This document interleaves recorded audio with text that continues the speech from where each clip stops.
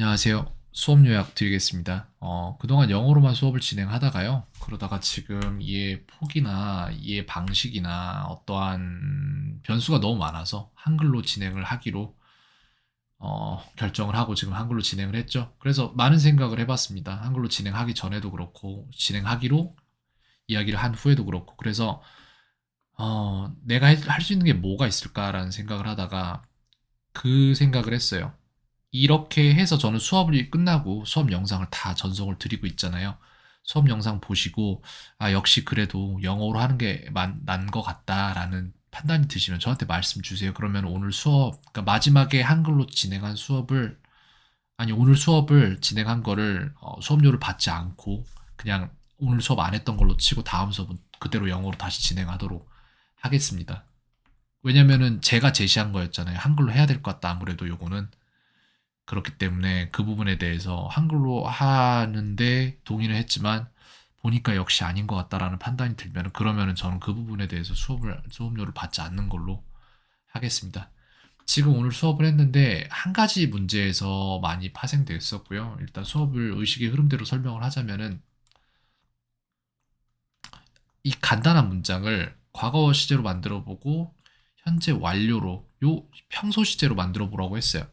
I eat 이라고 대답을 했습니다. 그다음에 나는 먹어왔다를 만들어 봐 했더니 이걸 못 만드는 거예요.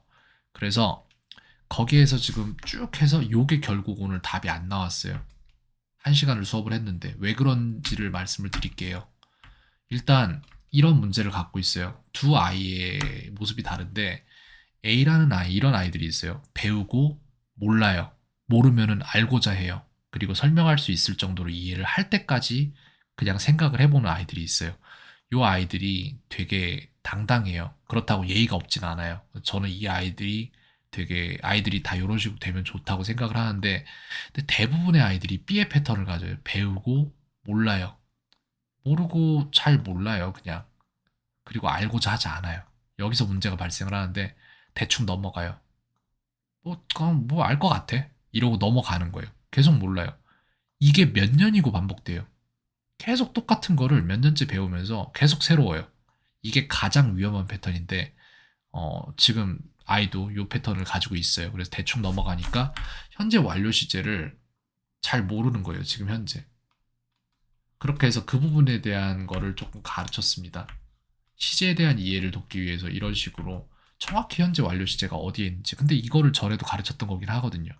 근데 잘 모르기 때문에 설명할 정도로 잘 모르기 때문에 그렇게 잘 저장되지 않아 있는 거예요. 지금 현재도 요런 시제인데 그 부분에 대한 이해는 됐어요. 지금 현재.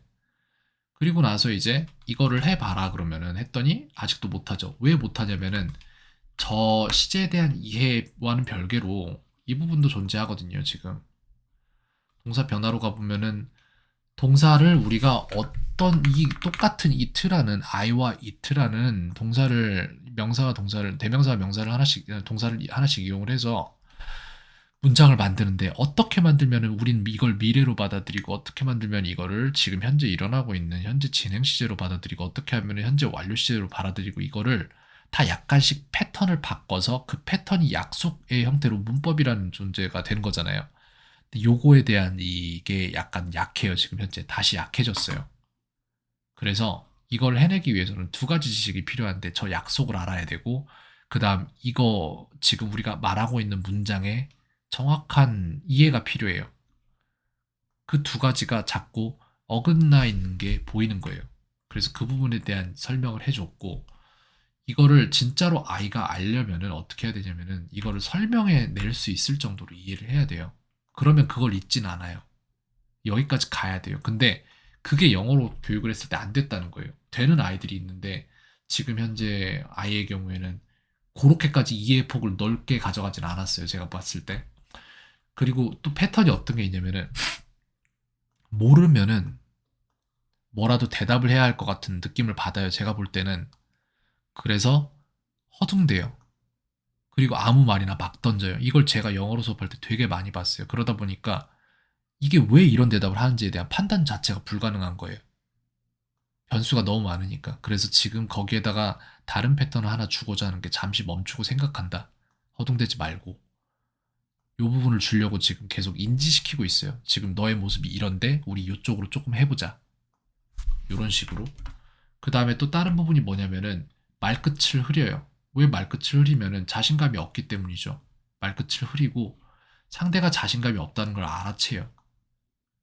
이런 아이들은 표적이 될 수도 있어요. 상대가 함부로 여겨요. 그러면 또 자신감이 없어져요. 그러니까 이게 계속 루프가 형성이 되면 큰일 나거든요. 그래서 이걸 알아야 돼요. 이게 중요한 거예요. 당당해야 돼요. 모르면 어때? 모르면 모르는 거지. 알려고 해야 돼요. 근데 이렇게 알려고 하려는 행동이 나오려면 모르는 거에 당당해야 돼요. 모르는 건 죄가 아니에요. 그냥 물어보면 됩니다. 근데 알고자 하지 않으면은 계속 모르고 이게 몇 년이 지나면 그거는 잘못된 거니까 그게 위험한 거죠. 그렇게 해서 지금 수업 외적인 부분으로 이런 패턴들, 본인이 가진 패턴들이 어떤 패턴들이 있는지, 요거는 또 왜 선생님한테는 안 좋냐면은 이렇게 말끝이 흐리잖아요. 그럼 선생님 입장에서는 똑같은 거를 계속해야 돼요. 그 질문 뭐라고 한 거야 방금 전에 이렇게 물어봐야 되고 그 질문을 또 해야 되니까 짜증이 나는 거예요. 그러면 상대가 함부로 여긴다. 이게 자연스럽게 발생하거든요. 이거 없애야 돼요. 그래서 모르는 거 당연히 모를 수 있다는 거 인지하고 그렇게 해서 지금 그거와 별개로 지금 동사의 5가지 변화에 대해서도 가르쳤어요. 현재 완료에 대해서 다시 한번 접근을 해야 되니까. 그래서 아이가 지금 이런 식으로 학습 결손이 배우면서 발생하고 있는 걸 막으려면 어떻게 해야 되냐면 결과적으로 이거밖엔 답이 없어요. 설명할 수 있을 정도로 이해한다로 가야 돼요. 그래서 다음 시간에는 현재 완료 시제를 설명할 수 있을 정도로 이해를 시키고 거기서부터 시작을 하겠습니다. 오늘 하루도 평온하세요. 켄이었습니다.